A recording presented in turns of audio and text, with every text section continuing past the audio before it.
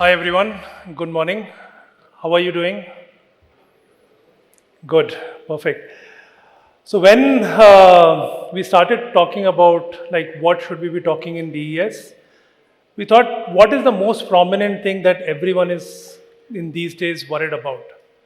AI, and how is that going to impact? So we thought rather than going towards a lot more technology discussion, let's talk about how is AI changing data engineering as such, and are we still in control? How does it matter? How does it change what we do, right?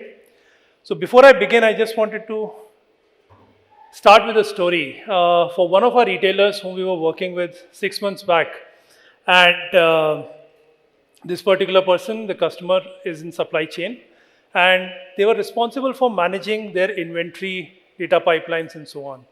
One fine day during the evening, it just broke at 2 a.m. By the time the customer woke up, 6 a.m., it was self-healed. It actually did everything. The issue that was there, it was resolved and it was implemented, as in it was solved. The customer was like, wow, what happened here? As in, there was no Slack message, there was no support ticket that got created. There is no one who got informed or woken up at the night that this is a very important pipeline that broke. What happened was the agentic system took control of this particular scenario. It was able to detect what exactly happened. So it started with what was the issue, started with, then understood, okay, let's figure out why it actually broke. What is the RCA for it? What is the root cause for it? It ended up becoming a schema trip that happened somewhere upstream, which it detected, and then it was like, now what is the plan that I can put down to be able to fix it? With the validations, it executed, and by the time the customer was up, this was up and running, it was again working. The next question that customers should have asked would be saying, oh, wow, this is such a great thing. Shall we scale it? Should we be scaling this across the board? But then that was not the question that he asked. The first question that he asked was just saying, wait, did we authorize it? Did we actually said that it should be doing something like this? Connected to this, let me ask a question to all of us, right? For the last 15 years and more, we have been building pipelines, we are building solutions and so on. How does it feel to build a pipeline that works immaculately, delivers what exactly it is supposed to deliver? What is that feeling? I'm not asking about, is that what did you do to actually make it work? I'm asking, which is, how was the feeling that it actually, what feeling did you saw when it actually worked end to end? It's control. It's the control that we have to be able to tell a machine to do a certain thing, a certain way. And that has been the identity, if you will, for a long period of time. So from a data engineering standpoint, I believe that some of the things that we have always been very good at is making sure that the execution is perfect to be able to deliver what is needed. What is control? Control is nothing but predictability of the outcomes. We own the outcomes, we deliver those outcomes and things. It is also about authorship, which is we own the schema, we own the transformations. We know exactly what it needs to do. In the end, it is more an identity for us, right? Now, what happens? So, control is more like a power, right, that we have.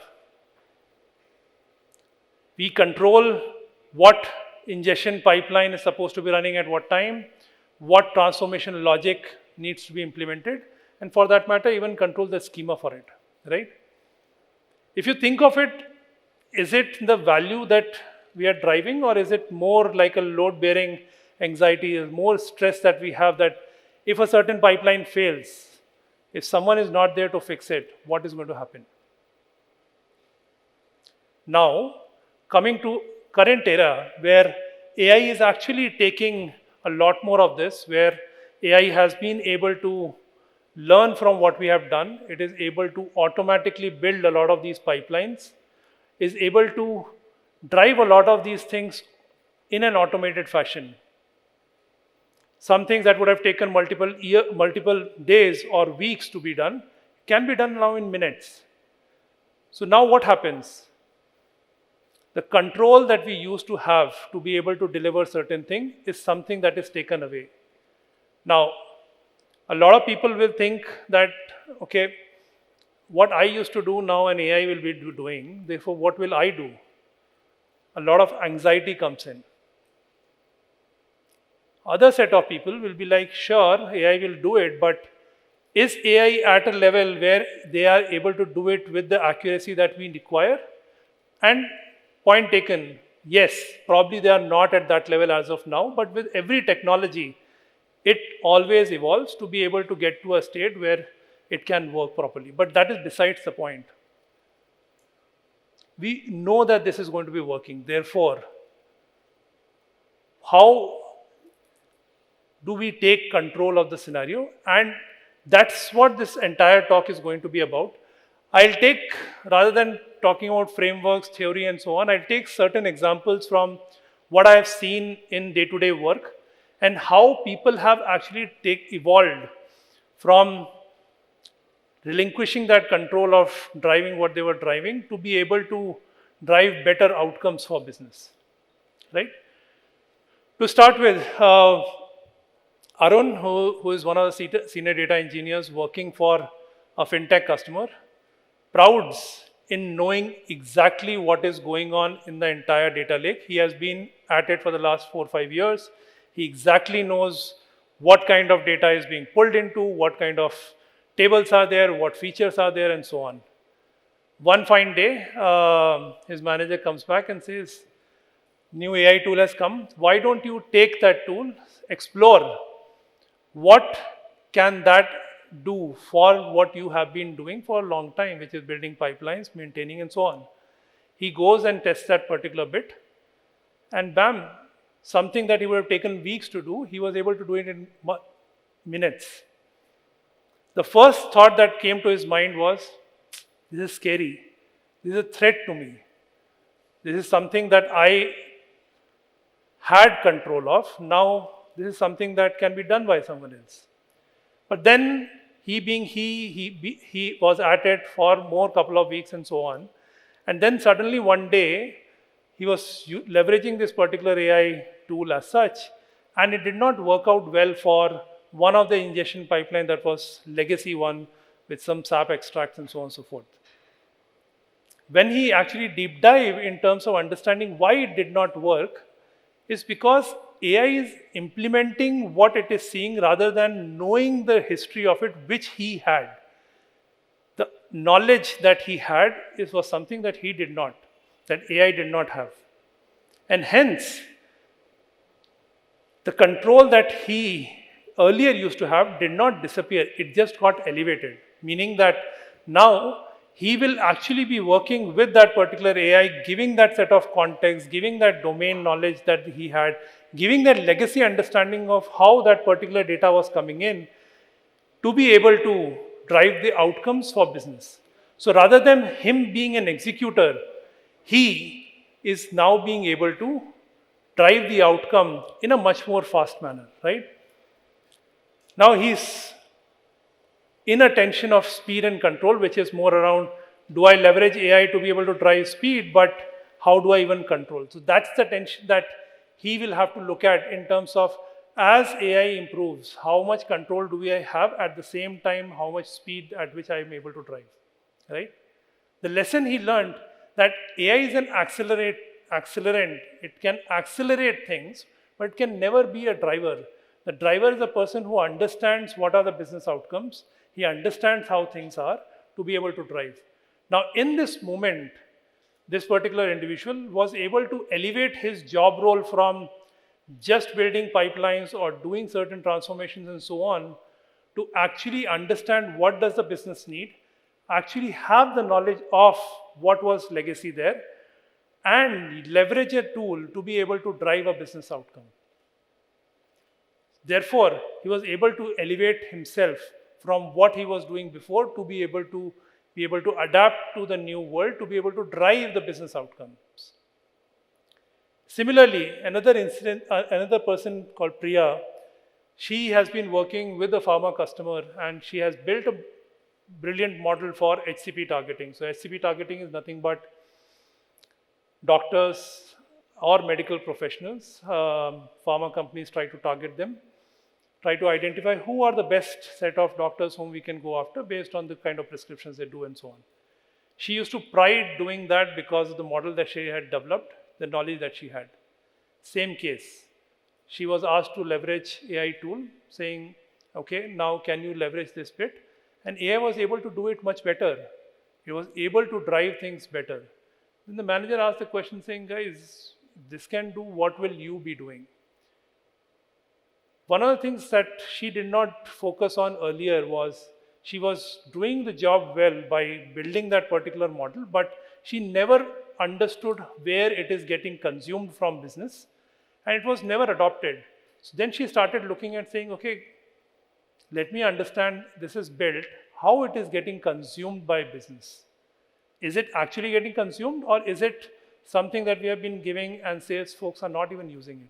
When she actually reached out to the business stakeholders, she understood that yes, the results make sense and so on, but there is a trust deficit that the sales folks have that I don't trust these numbers. That's when her objective changed from saying, I'm going to build this model which will target all my sales, my doctors and so on, to now I have this result which is there. Let me go and have a conversation with business to understand how can I drive trust with them so that they are able to leverage. So her outcome changed from rather than building this to be able to make sure that the business outcome of driving sales through this particular model actually became real. And that's when she elevated her role from rather than saying that, okay, I'm going to do this just from an engineering standpoint to taking control of the business outcome that that particular model was supposed to drive right from the very starting.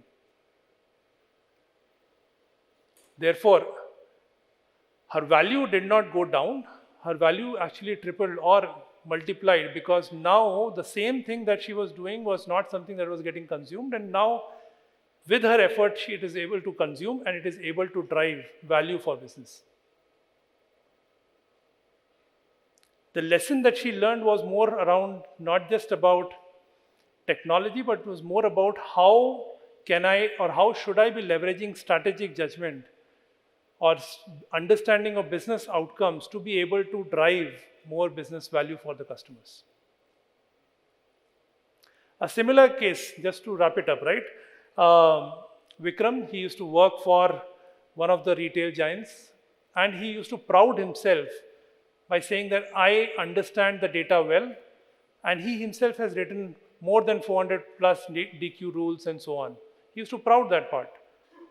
With the advent of AI, he leveraged it and more than 80% of the rules written by AI was something that was correct, and he was now thinking that, okay, if AI can do this, what is his role? That's when, in one of the cases in January, certain rules failed, and then AI was saying the data is wrong or something is wrong, but then he had the knowledge that in January, certain promotions run every year, which leads to this kind of a challenge. And that's where this human judgment started coming in, and he, rather than him being totally reliant on this being the case where they are able to automate the entire part, he being in control of what should be going in from a DQ standpoint and leveraging AI to be able to drive trust with the business, right? And also putting that governance in the entire way to be able to make sure that whatever is being developed is actually being delivered well. Therefore, governance has now become a deliverable from a data engineering standpoint rather than an add-on thing. So if you look at all the three scenarios, none of them stayed control of what they were doing. They ended up elevating themselves up by understanding what makes sense from a business standpoint to create more value. And that helped them drive the outcome, which was always the case that they were supposed to do. Therefore, I believe that with the advent of AI, it actually gives us all the power to be able to elevate ourselves, to be able to drive outcomes in a better way. That was something that we can do on a more valuable way, right? Now, just to top it all off, right? How can all of this come together in a cohesive way to be able to drive value for business, right? If you can see this grid, on the y-axis you have governance, on your x-axis you have automation, right? Currently we are at the top left-hand side, top corner, where most of us are leveraging AI in a much more assisted manner, where we are leveraging it, we get the code, we QC it, we are in much more control. But then we have to move from that AI assisted manner to a lot more toward the bottom right hand side corner, which is a lot more control, which is we are leveraging AI as an accelerant to be able to drive things in a much more faster way. But at the same time, from a human standpoint, putting the right governance in place to be able to make sure that what it is driving is something that is actually correct, and we are keeping that in check rather than that being running on an automated way, right? That's the model that we all need to get to in terms of how do we drive more value for business in a very controlled manner. Now, what does it mean to drive engineered control? If you think of it, there are 4 layers to it. To start with, having an agent-ready infrastructure. What does that mean? So it means that making sure that we have codified all the business logic, business understanding, in the semantic layer and so on, creating that particular context engineering to be able to drive the context and so on, so that agents, when they are using it, they are able to get and they are able to do things in a much better way because that context is available for them. Intent-driven orchestration. So rather than defining what should be the orchestration, we should be defining the DAGs with outcome specs, the outcomes that they should be driving. With every autonomy, the third layer has to be more auditable. Like we need to have governance in place to be able to make sure that whatever we are doing, it is being audited, it is being logged. Therefore, we are able to drive governance to make sure that nothing is going outside the bounds and it is going and doing things which it should not be doing. And finally, we should architect for intent, meaning that what we should, rather than writing things as code, we have to be writing things more as contracts. Therefore, it is able to do the outcomes that it is supposed to drive. So coming to the first question that we had asked, are we still in control? I think yes. I think we all need to elevate ourselves to be able to make sure that whatever AI is doing, we are able to elevate ourselves to drive business outcomes. And yes, we are in control if we take that up a notch, right? And to conclude, these are the 4 things that I'll leave you with. Thank you. Thank you, Himanshu.